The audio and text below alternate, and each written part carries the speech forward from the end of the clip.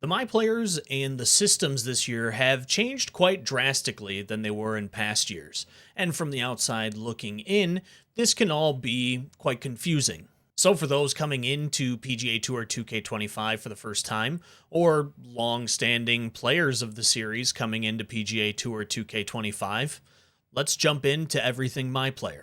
Creating your MyPlayer for the first time, you'll have to make a choice on what type of character you want to be through the archetype system. And while I haven't had time to level up every archetype that the game has to offer, I have played a lot of the pros, and I can tell you that each archetype feels actually quite different from each other. You can tell when you are a greenskeeper on the greens. You can feel the power that you get by playing Powerhouse. And this year, you have a much greater range of creativity that you can take when creating your MyPlayer. This allows you the possibility to mold each archetype into a set strength and weakness. So running down the list, you have Greenskeeper. This archetype is essentially great at putting and pretty poor at everything else. If putting is something that you struggle at in golf games, this might be the best character for you starting out. Next, we have Powerhouse. And just like in 2K23, the strength of this character is raw distance. He excels at distance and distance control while struggling with everything else. These characters are for your peer hitters, the people who are quite good at the game.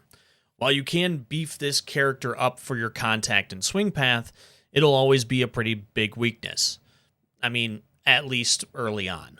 Also, all these attributes that you see here, I'm going to be going over them later in the video, but if you want to know how they affect 2K25's new Evo swing, what the pluses and minuses are to each one, tune back in for tomorrow's video on this channel. I will link it down in the description below once it is live tomorrow. Moving on to the Technician, his strengths are all swing difficulty related. The misses on the swings aren't as penalizing, and he is best for keeping the ball on the fairway early. His weaknesses are essentially everything else, and he is the lowest power of all the archetypes, not being able to reach 99 power, even with max fittings. More on the fittings later. Sculptor excels at shot shaping, which is how much draw or fade you can put on a ball, and also the amount of loft and spin that you can also place on each shot. He also has the second most starter power of all the archetypes, and has some decent middle-of-the-road accuracy as well. His biggest weakness is putting, and also distance control, which is nice to have for partial shots. And finally, we have the Magician. Personally, I think the Magician is one of the most rounded-out characters of all the archetypes. He excels pretty much at recovery, and then he's just kind of a master of none type of guy in all of the other categories, which could lend to a good endgame build. We just have to wait and see how it all plays out. Whatever archetype, though, you decide to choose, don't worry about feeling, locked into any of them. When you create the character, yes, the archetype is locked to that character, but if you don't like the character, you can just delete the character. Or you can just create one of the other 9 open slots that you're going to have, because 10 slots are available for you to create MyPlayers. And I do suggest that you do actually create all of them. Unless you're pretty much locked into what one you want to do, playing all of them and seeing, where's my weakness, where's my strengths, that could probably help you in determining which one you want to play for the long term. Once you've created your MyPlayer, though, you will come to the MyPlayer progression screen and get hit with this beast. For the first time in PGA 2K, the MyPlayer has a true attribute system. When you first create a character, you have an allotted 51 points to put wherever you would like. These 51 points will get your MyPlayer to an 85 overall, unlocking a shot type. More on that in a little bit. These points only need VC, virtual currency, in order to be an 85. To get to 85 overall, it'll cost you 6,375 VC, or 125 per attribute point. From that point, once your 85 overall character is done, you need to level up your character by playing the game in order to get more points to spend. You get 1 point to spend per level you get on your character. 1 point per level, all the way to level 100. This is a bonus tip here, but there is a system that's called Rebirth in this game. So, what Rebirth does, once you get a level 90 overall character, every single character that you create after that character will come boosted essentially to level 25 to start. What this does is gives you a free 24 points that you can put into your attributes without any VC costs. So it's like a boost to your character once one of your characters reaches level 90. Now, the kicker to this is it is only for every character created after you hit level 90. So if you created 5 characters to try them all out, you chose your one, and then you got that character to level 90, the other 4 characters that you created will not get those 24 free points. It's only every character created after. Kind of a pain, but that's how it is. The reason I bring up Rebirth is because don't waste VC on any of the other characters. Because if you waste VC on any of the other characters, you're not going to be able to take advantage of the free 24 attribute points that you get. So this is to everybody who's thinking about getting a character to level 90. Do that before wasting any virtual currency on any other character that you create. Back to the attribute system, though, this system actually lends well to differentiate each archetype in meaningful ways, at least with the 40 hours of gameplay that I have at the time of recording this. That is due to the push-pull system of the attribute system. What I mean by that is for each point you put into one side of this attribute system, you subtract 1 point from the cap of the other side. So for Magician, if I was to put all my points into power, my contact would be capped at 70 for this character, at least within the attribute system. Same goes for the other side. If I put all my points into contact for the Magician, my power will be capped at a 59. Now, you can put points into both sides equally. It is just always plus and minus 1 for each side of the equation. And each side of the equation actually balances itself out nicely to create a unique golfer for everybody who creates a MyPlayer. Some people will struggle with their swing path, which makes them put more points there, but at the detriment of having a bigger severity in the swing plane on pro difficulty or higher. Some might be in the tall grass a little more and want better recovery, with the detriment of being able to draw, fade, and loft a ball less. The counterparts to each side tend to lead to having some weaknesses in your game. Even at higher levels, I have noticed that there are still some weaknesses to my game for my MyPlayer. I was worried in the beginning that all golfers would eventually be the same with this system, and while with more testing that could still be the case, I guess, so far in my experience, I was wrong with that assumption. So, you created your golfer, put some points into their attributes, maybe went out and played a few matches and leveled up your golfer a couple of times.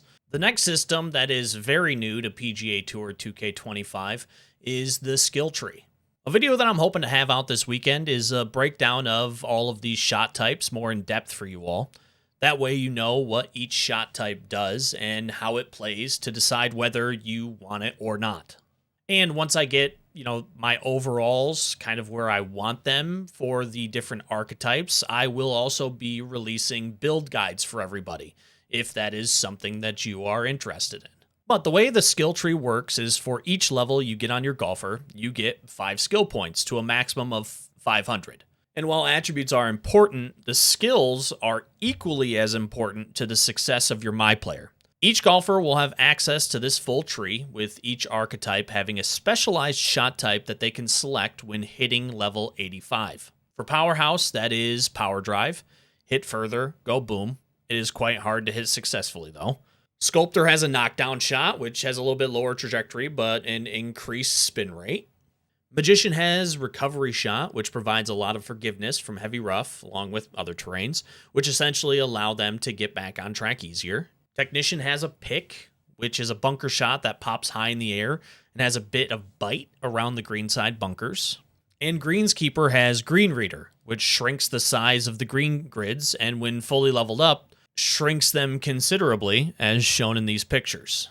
It almost doubles the amount of grids that you get on the green. These special shot types can only be unlocked by your specific archetype, but once it is unlocked for all other created golfers to select. and it is unlocked instantly. As soon as you unlock it with one golfer, any other of your MyPlayers can use that shot type if they would like. To progress through the tree, though, just to reiterate, you need skill points, which are only gotten through leveling up your golfer by playing the game. So for this magician character, he is level 25 right now, so has access to 125 skill points to spend. You can then select shot types that you feel are important to you around the course. Want to have a tee shot that beautifully gets under the wind in your face? A stinger is great. Want a shot that has a little bit more bite than your normal pitch shot? Go for the spinner. Or maybe you're struggling with distance control on your long putts and getting them close for your pars. Lag putt is there to help you with that. The shot type skill system allows you to build a golfer how you want. With each shot type, there are also 4 secondary nodes attached to it.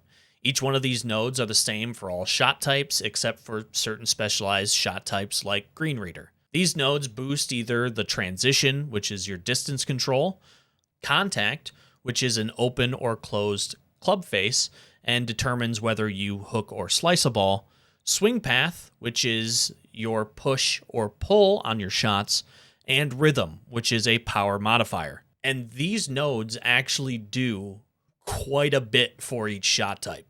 Here are 2 technicians, both with the same contact and swing path, but one has the nodes for the approach shot and the other doesn't. The nodes play a huge part in making your perfect shots more achievable. In the testing that I have done so far, it seems that the attribute system plays more of a part in minimizing your misses, while the shot types and the nodes around those shot types play a bigger part at making your perfects more achievable. Both systems work in tandem to create the golfer that you want to create using the points that you have to work with, which means as you level up your golfer, you will feel yourself absolutely growing in power.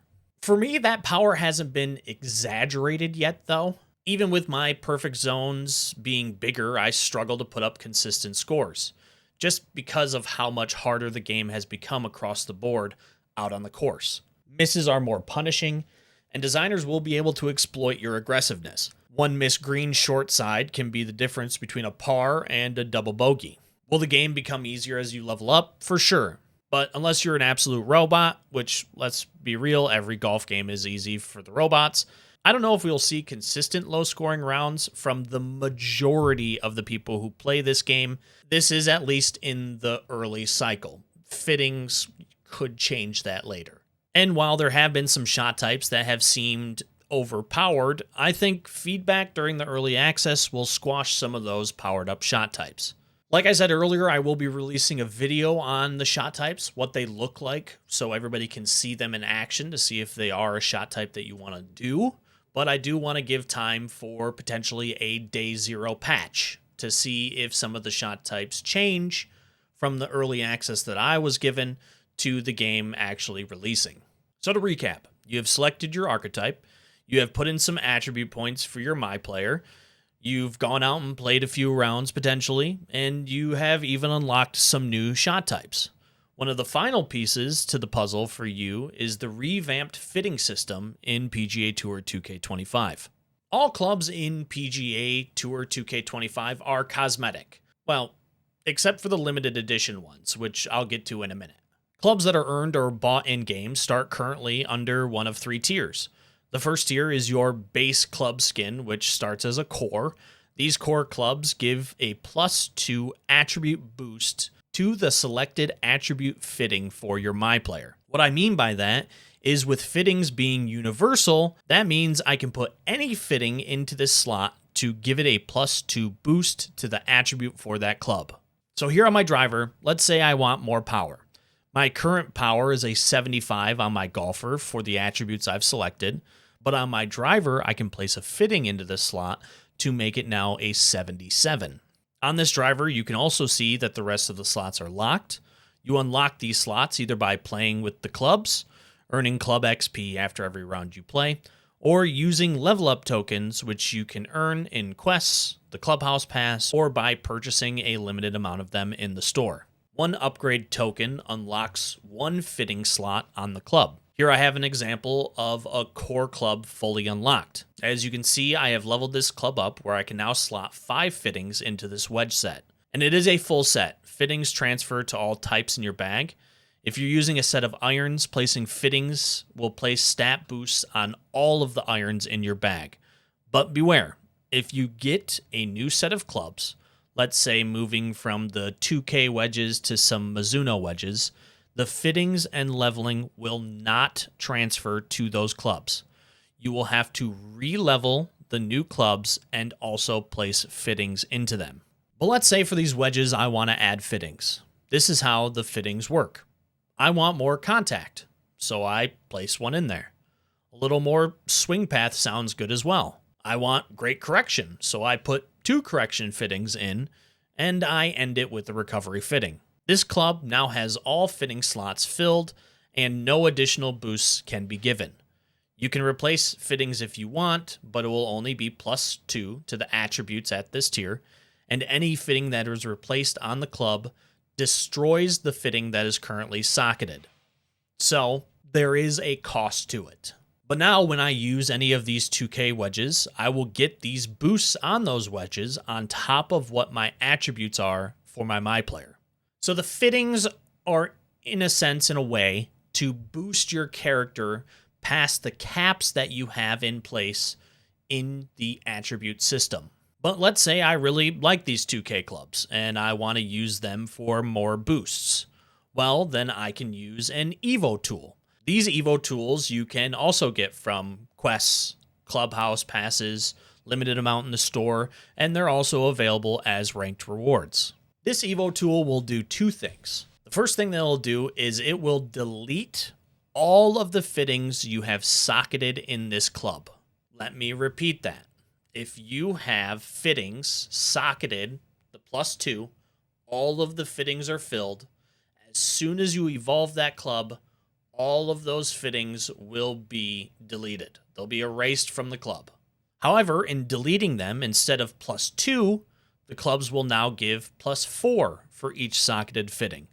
So the club will now look something like this, except it'll be whatever club you evolved. You will have 1 slot open to place a fitting, and you will now need to re-level the club to add fittings to it again. Now giving +4 to every attribute instead of the +2 that you had when you slotted in the fitting. Level it up all the way again, and you can evolve it again to something like this, which is +6.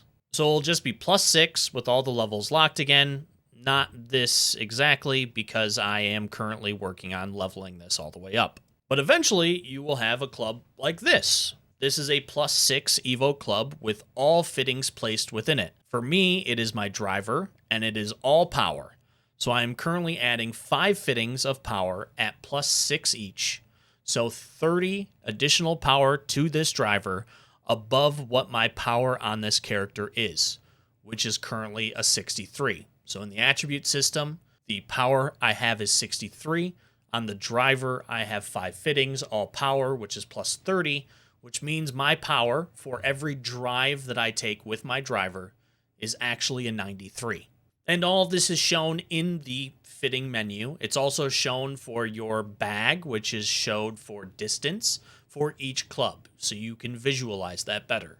On my irons, I am adding power, contact, swing path, and shaping, adding on top of my attributes that I've allocated in my attribute tab of my golfer. Another thing that I want to say about this system too is you do not have to place any fittings in the sockets to level them up. Honestly, I suggest you don't place any fittings into the sockets until you level the clubs up to +6. So you can level up the club all the way to the Evo tool, evolve it. You don't have to put any fittings into it. It just becomes +2, goes to +4, then +4 to +6. Then when you get to +6, then you can start putting fittings in to get the +6, because currently that is the maximum that the fittings go to, +6, at least for Season 1. They're going to be doing more in Season 2. Personally, I don't want to waste fittings. I don't want to delete the fittings. So waiting until +6 to then put the fittings in, for me, makes the most sense. This could all change too as soon as Season 2 and Season 3 comes out, depending on what the fittings become in those later seasons. But now that it's plus 6, add all your fittings and start building out your weaknesses or your strengths in your golfer. Also, personally, I try to just minimize the amount of fittings that I use altogether. So because of that, I take hybrids out of the bag. I just do driver, woods, irons, wedges, and a putter. If I have hybrids in there as well, that's just more fittings that I have to add. Now, I might change that later, but for now, fittings are a currency essentially in the game, and I don't want to waste them. All right. I know I just gave you a ton of information, and this could still be a little confusing. I promise once you engage with the system more, it is easier to understand it. If you have any questions, definitely put them down in the comments. Getting your hands on it and actually seeing it as it works, seeing it as you're building up your MyPlayer, does help you grasp it a lot more. This is just kind of like the baseline information for the MyPlayer systems. Now, earlier I said that these clubs can come in different tiers, and they aren't always cosmetic. Well, that is due to some of the clubs already coming upgrade to +4 level, like clubs in your My Career sponsor awards, like these Vokey SM9s, or maybe in the Clubhouse Pass, like with these Mizuno Pro 223s. Some clubs come already evolved, so that you don't have to waste some grinding getting them through the core tier. But there is also one more step to the club types, and that is the limited edition clubs. The current limited edition clubs in game come in the Premium Clubhouse Pass, the Storefront, and also in the Career by beating all of the rivals. I haven't found them in any other places, not saying that they're not in other places to start Season 1 of PGA Tour 2K25, but as long as they provide them in places that aren't tied behind a premium Clubhouse Pass, I am completely fine with them being in the store or in the Career or in Ranked even. I'm fine with that. These clubs, though, come at all different tiers and also have fittings already slotted into use, so you don't have to waste your own fittings in the sockets, unless the ones that are in there you don't like and you want to replace them. You still have to level them up to unlock those slots by again playing with them or using level up tokens. These clubs have a special perk though. That perk is that when you evolve these clubs, you keep all of the fittings. They are not deleted. Essentially, this saves you some grind where you don't have to replace the fittings that are deleted in other clubs that are evolved. Eventually, in the end game for this cycle, I am expecting to have a full limited edition bag for every club. I am just hoping a full set isn't locked behind a premium Clubhouse Pass. Don't do that. And honestly, as far as the fittings go, that is the system in a nutshell as it currently stands.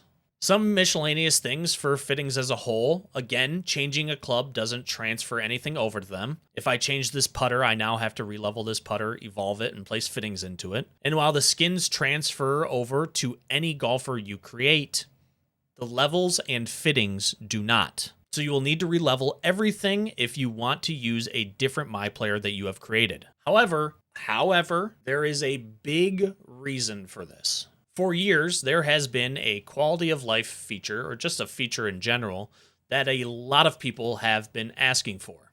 Actually, 2 quality of life things that people have been asking for. The first thing is that every MyPlayer has a separate My Career, which means if you have 2 people on the same console, one person can play through their My Career, another person can play through their My Career. Also has the ability to play couch matches with up to 4 different MyPlayers all on the same console. This is something that people have been asking for since the MyPlayers were introduced.